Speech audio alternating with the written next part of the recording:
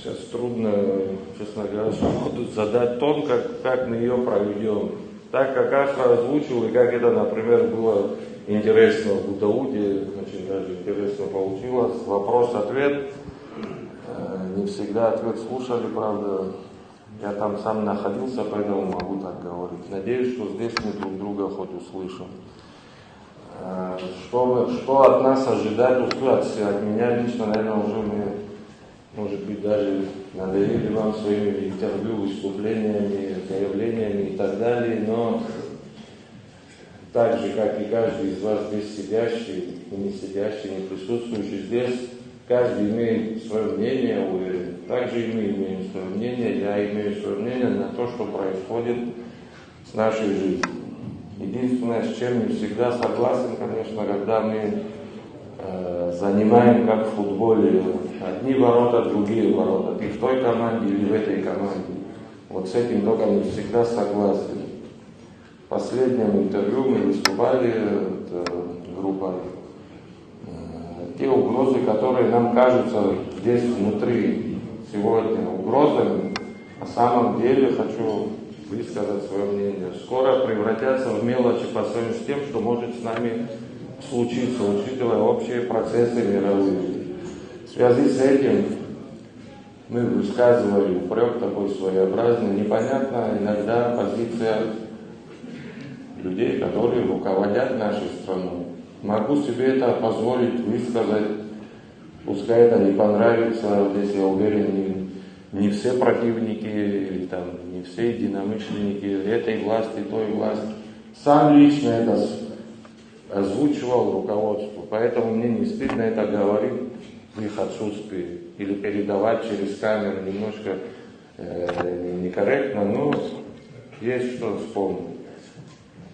Поэтому хотел бы убедить людей, попробовать. Вот еще раз вспомню Будаутскую встречу, я там стоял в конце зала, там в кулуарах, у нас же 10 минут, 15 люди послушали, побежали покурить, выйти, вот это началось движение. Вот там самое интересное происходило. Сторонники, несторонники, силовики, просто граждане, у всех был один вопрос. Абартир такой, абартир как. Вот я это на ус намотал. То, что я читаю, слышу сейчас, что происходит в соцсетях, хотел бы сказать, что те, кто критикует, могу, не стесняюсь это сказать о себе, о своих единомышленниках. Есть что предложить, и предлагали, и выложили в печатном виде, в виде интервью, пришли на личные встречи. Я не знаю, кто осталось машину обклеить свою этими предложениями, чтобы люди услышали. Чтобы не быть голословным, сразу начну с проблемы.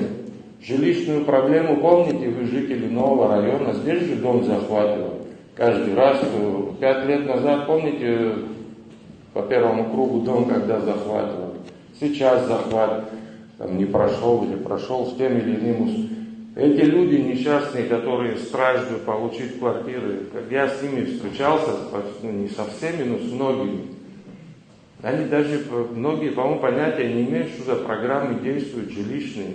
Они не мои личные, они не личные Кармина или премьер-министра, кстати, который ее своим росчерком пера, хочу при всех это сказать, изменил ее параметры. Не спросил ни меня, ни того, людей, которые ее разрабатывали. Сразу окно, в которое люди могли бы попасть и получить квартиру, сократилось на существенные категории. Скатываюсь в критику, но не могу об этом не сказать. Вот это изменение программы, просто росчерком пера был откинут ипотечный механизм, и просто авторитетным мнением один человек против 5-летнего труда целой группы специалистов, юристов, экономистов, социальных работников. Эти дураки поработали, программу создали такую, которой в этой стране еще не было, и запустили самое смешное. Один человек оказался сильнее, умнее, опытнее и так далее, выкинул то, что, может быть, решило проблемы, многих сотен людей. Каждый раз нам еще при прошлой президентской администрации, справедливости ради, хочу наметить, нам объясняли, вы приземлитесь, этого не может быть. Это смогло быть тогда, это работает и сейчас. Поэтому Вот пример первый, что я хотел бы сказать нашим жителям, что мы можем сами, если чуть-чуть подумаем, как это сделать много вещей. Каких-то огромных средств эта программа не требует, как выяснилось. Средства нашли механизм, чтобы был возвратный. Государство не вкладывает, как сейчас, эти деньги в один благотворительный конец, и все, забыли такие суммы. 60 миллионов из денег. Вот один просто эпизод рассказал, как можно было решить. С этим, не жалуюсь сейчас, повторяю, с этим ходил уже в течение 5 лет, 6 лет мы с этим ходим, мучаемся с этой программой. Хорошо, вот так решили, не захотели дальше развивать. В следующий год еще неизвестно, будет ли она продолжена. Это требует отдельного решения. Это вам говорю, потому что эти захваты, скорее всего, будут продолжаться здесь, в новом районе. Не потому, что я сейчас это говорю, лишь бы это случилось, лишь бы этого не случилось. Так, грязь, которую начали выливать на активистов, это вообще-то немножко некорректно. Кто бы они ни были, неважно, какие они сами по себе, в каких семьях живут, как не стыдно это вообще обсуждать. На месте каждого из них может оказаться, опять-таки, каждый из нас. Благополучных, может быть, у вас есть 3 квартиры, 5 машин, ну, как жизнь показывает, всякое бывает. Поэтому мы... Что такое? Извините. Нельзя такие вещи нам делать. Есть путь решения, касается нас всех. Неважно, где ты, до кресла, выше кресла, ниже кресла, абсолютно, не знаю, общенародная вещь была программа. То же самое могу сказать на злободневную тему. Сюда приехал, еле успел, кстати говоря. Ресанту для больницы покупали, стиральная машина сгорела, очередная. Меня услышит, даже убьет. Ну что делать? Это мы с этим мучаемся, со светом, а это уже бесполезно разговаривать. А что света касается, хочу рассказать один маленький эпизод. Я вообще не считаю, что со светом есть у нас проблемы технического характера, нерешаемые проблемы. Все это ерунда, если честно, хотите.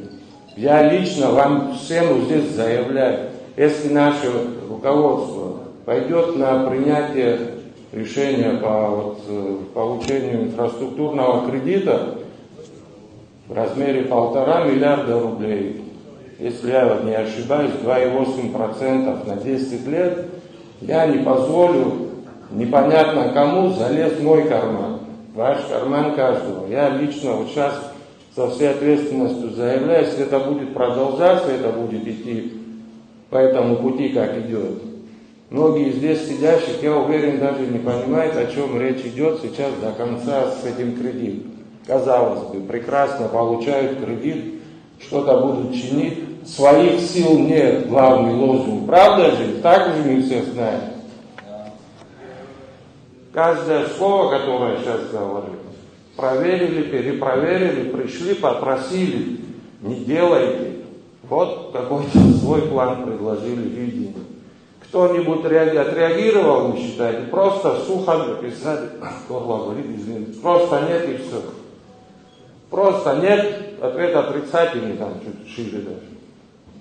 Могу об этом говорить, как думаете? Мы имеем право на это. Каждый год наш бюджет выплачивает какой кредит, все прекрасно помните. Молодец, отец, правильно говоришь. Ну ты, наверное, вы, то есть, извините, мало кто знает условия получения этого кредита и как он был потрачен. Ну, без иронии сейчас немножко. Теперь вопрос хочу продолжить. Ничего не упрекаю, просто вопросы задаю. А Че Гевару устроили, читали же эти обвинения? Прокуратура отреагировала? Нет, не отреагировала. Железнодорожный кредит от Че Гевара и новый кредит готов. Я могу доверить этим людям получение этих денег. Колоссальная сумма для нашего бюджета. Это 1/10 часть нашего бюджета вообще, чтобы вы понимали.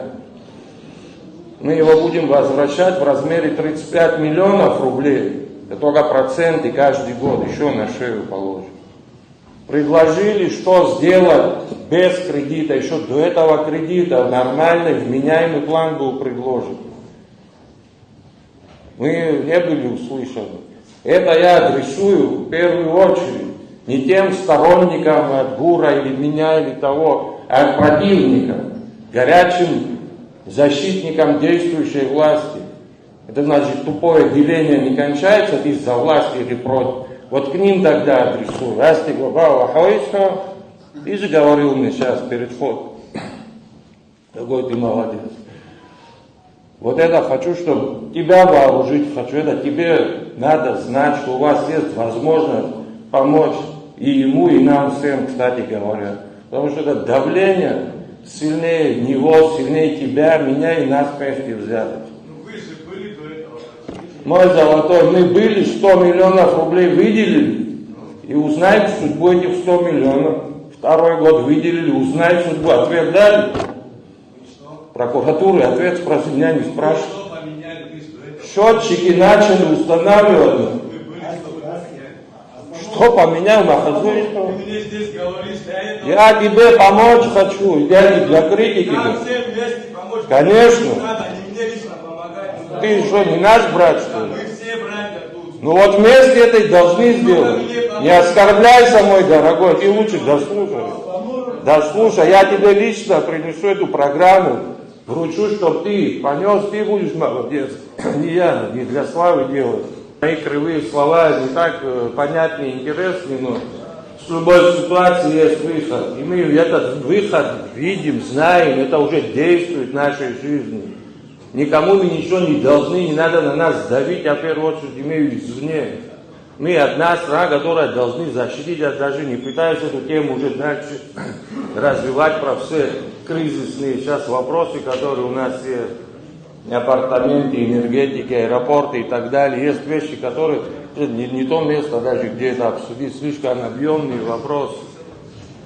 Все будет нормально, слушать друг друга надо. Сегодня анонсирована какая-то встреча, если я правильно прочел, пригласили 9 марта, какой вот, с удовольствием пойдем, еще раз озвучим свои просьбы. Мы про требования говорить не можем, у нас это невозможно в нашей стране. Хотя бы просьбу, чтобы быть услышанными. Рассмотреть предложения, а не хотелки наши или какие-то требования. Оформим их правильно, вот проследите, что с этим получится. Я извиняюсь еще раз, слишком, может, эмоционально говорил, задерживаюсь.